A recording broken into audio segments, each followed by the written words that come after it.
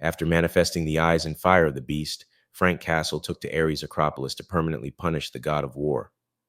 Although Castle fought valiantly, Ares would prove to be too much for the newly christened fist of the beast. Frank Castle would survive this ordeal and live to punish another day, though, as his loyal hand ninjas rescued him from the clutches of Hades. And in doing so, the Punisher would manifest the third of 5 supernatural gifts of the beast, the healing blood.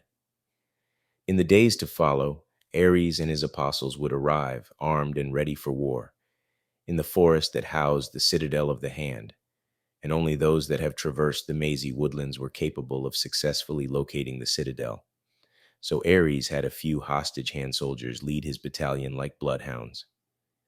Meanwhile, Frank Castle was conducting business as usual, slaughtering the day's collection of unpunished criminals, when a hand soldier interrupts to notify his high slayer of Ares' arrival. Against the counsel of the high priestess, the Punisher orders to have all troops ready for battle.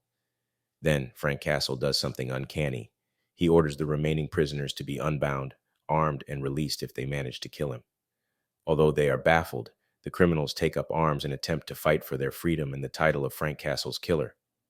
Although he is unarmed and outnumbered, the Punisher begins to display a significant supernatural advantage. His spatial awareness is so heightened that he uses one of the attackers as a shield. His bones are so dense that they shatter steel. His power becomes so overwhelming that he launches a grown man through the air like a football, and his durability is so fortified that fatal wounds are reduced to a mere scratch. And what of his strength? His strength is so superhuman, so godly, that he causes a man's head to explode with a single punch and rips 2 others limb from limb, all to the delight of the archpriestess. After witnessing this shocking display brutality, she confirms that the Punisher has manifested the marrow of the beast and declares him ready to face the god of war a second time. Meanwhile, Ares and his army continue to march to the melody of war. In an act of loyalty, 2 of the 3 hand soldiers chose self-inflicted deaths over compromising the location of their sacred citadel. The last soldier is of a different mindset, as he is eager to lead Ares and his army to their demise. Back at the Hand Citadel, Frank Castle rallies his private guard, shares words that are both comforting and encouraging, and has one of them recast the remnants of his broken dagger into bullets.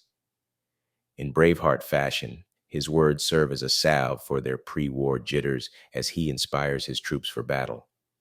The objectives are clear, plain words satiate the ears of an ancient murder god.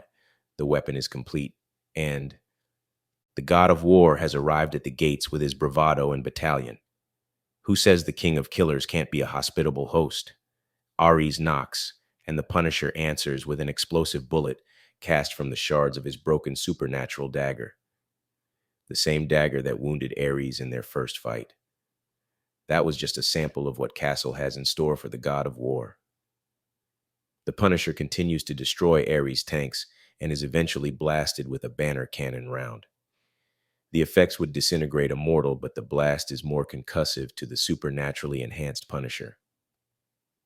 Castle regains his composure, ignites his sword, and performs a badass League of Legends maneuver that destroys all surrounding enemies.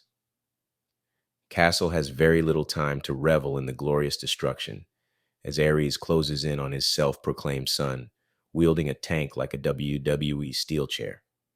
As Ares digs through the rubble, Castle is nowhere to be found, although one of his custom bullets finds their way through Ares' chest. The Punisher is hovering above the Olympian, emitting the fire of the beast, poised and ready to attack. Castle opens fire and Ares angrily lunges towards him. The Punisher lands a crushing left hook that sends Ares crashing through the trees to the ground below. Frank Castle beelines towards the god of war, but Ares quickly counters, slamming the Punisher at his feet. Ares begins to pummel Frank Castle, but he only allows Ares 1 strike as he catches the second attempt with his hand.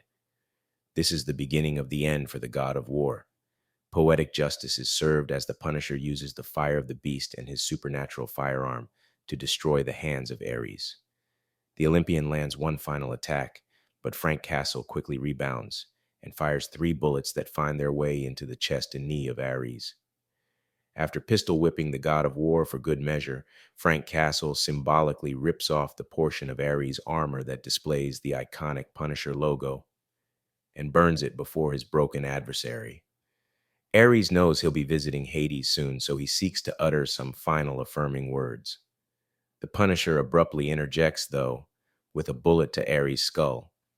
Frank Castle emerges from the engulfing forest radiating crimson flames. The apostles of war acknowledge him as the new god of war as they cease fighting and bow in reverence. And as the apostles' new god, the Punisher's first order of business is to smite his followers with all-consuming fire, as he has no interest in their tenets.